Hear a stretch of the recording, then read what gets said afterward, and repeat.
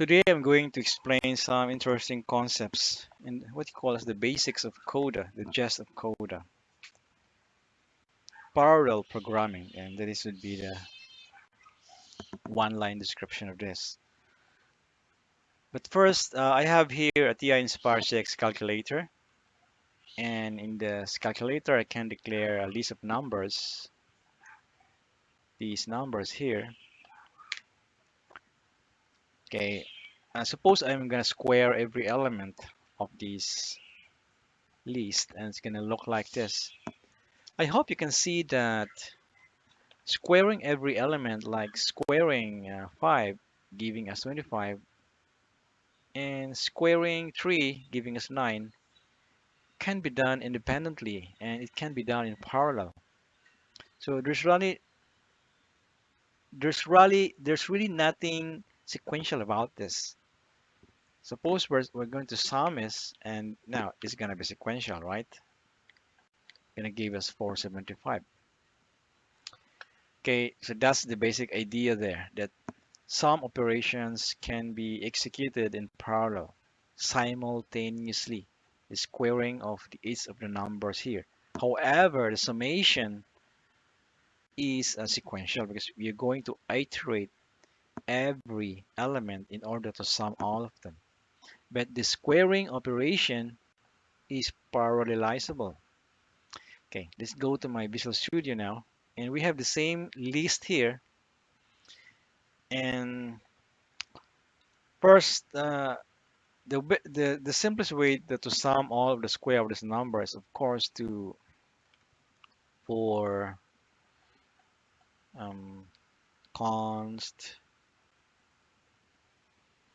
n, iterate all of them, and then the square of them would be n times n, and then the sum would be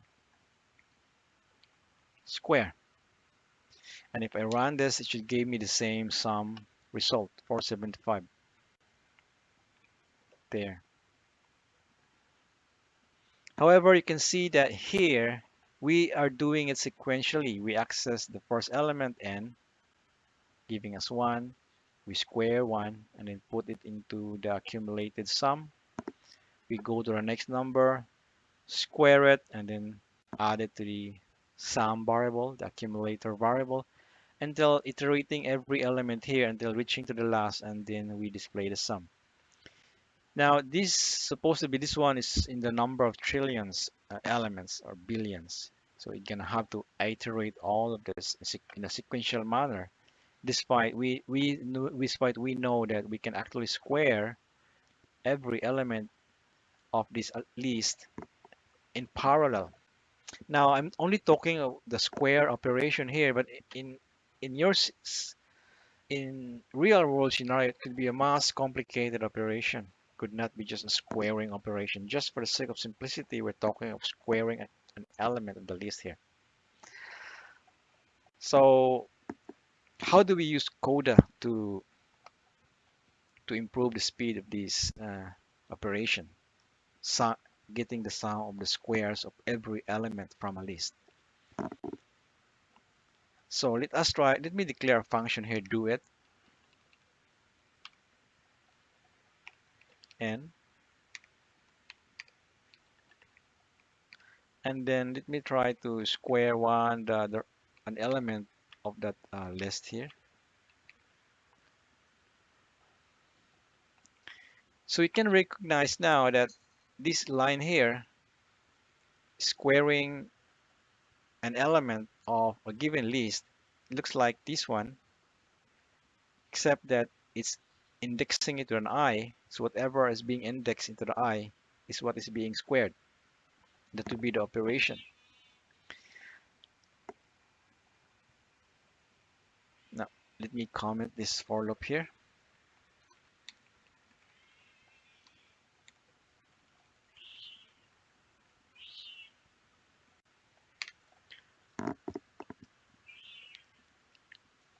Now, in order to make this do it function to become a parallelizable function, what the other term of that is the Cuda kernel.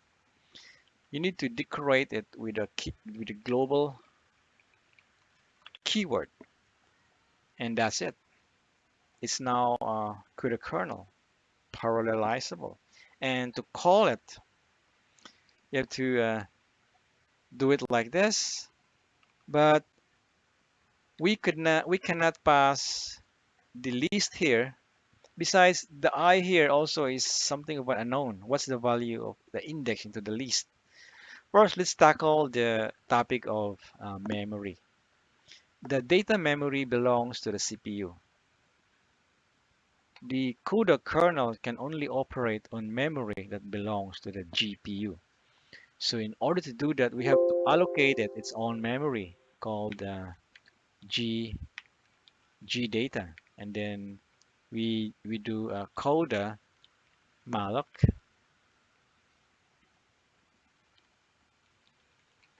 and the size would be whatever the size here, there. Let's comment this first. Now we allocated a memory inside the GPU. Then we copy all of this inside that memory. So we do it CUDA memcpy. And the burst argument would be the destination. And the source is this one. And of course, the size.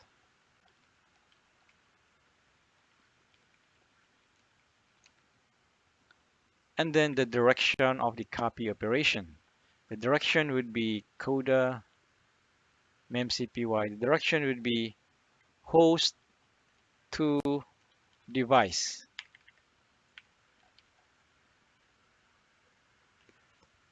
Device here is referring to the GPU. Host here is referring to the CPU. Let's try to compile again to check if there are syntax errors. Okay, so here, what we're doing here is we are allocating a GPU memory equivalent to this array here. And then that's the time we can call the doit kernel function using the GPU allocated memory. But to call that requires a special notation AB where A is the number of blocks, and let's just say I just use one block, and B is the number of threads in that block. So let's just say since there are 14 elements of this array and I want them to be this function doit to be executed simultaneously 14 times at the same time, so I'm going to give this 14 or the size of the data. Okay, and now let's tackle this final I here, which is going to index into the list every call into the kernel doit function. Is there's gonna be an accessible thread ID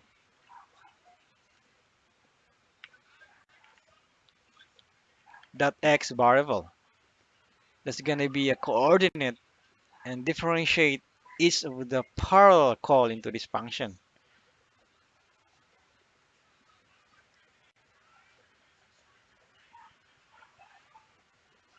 There's an exx here.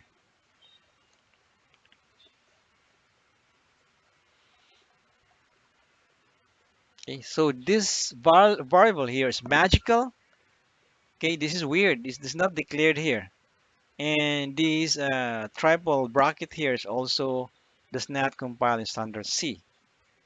And we have a weird global looking decorator here. This is what makes a Coda program non-standard C++ code. Does not compile in standard C++. To compile this would require a Coda compiler.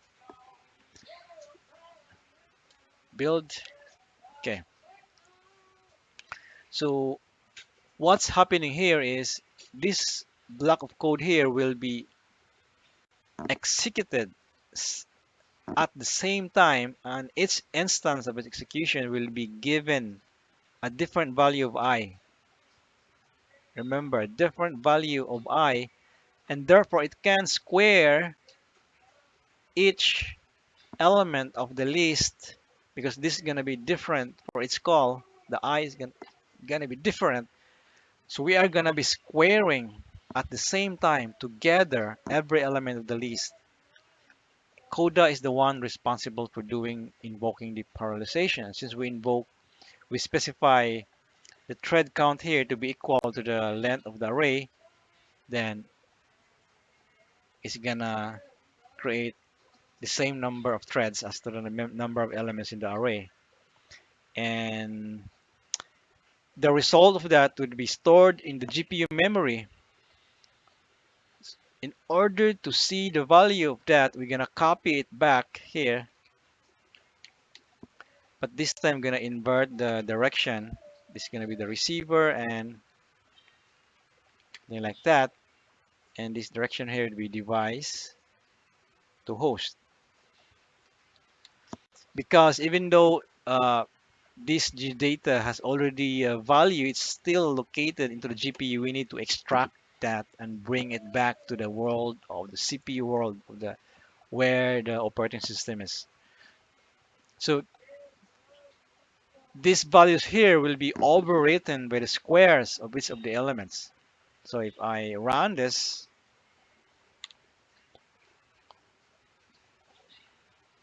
and if we examine the data and notice that now every element of the data is now the square because of this do it kernel function.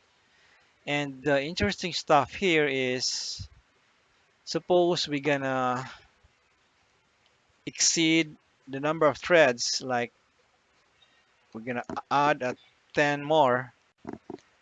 So there's gonna be extra call into this kernel function with a different identity of I.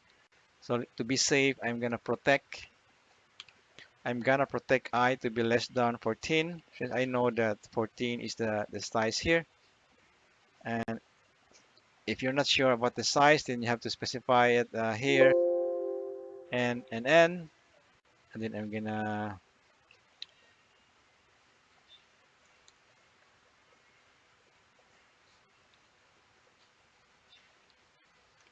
that.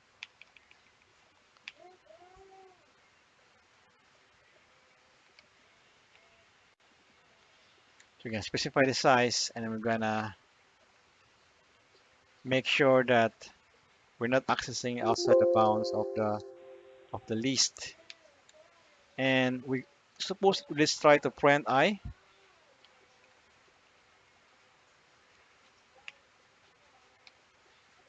Let's build this. This is NN, by the way.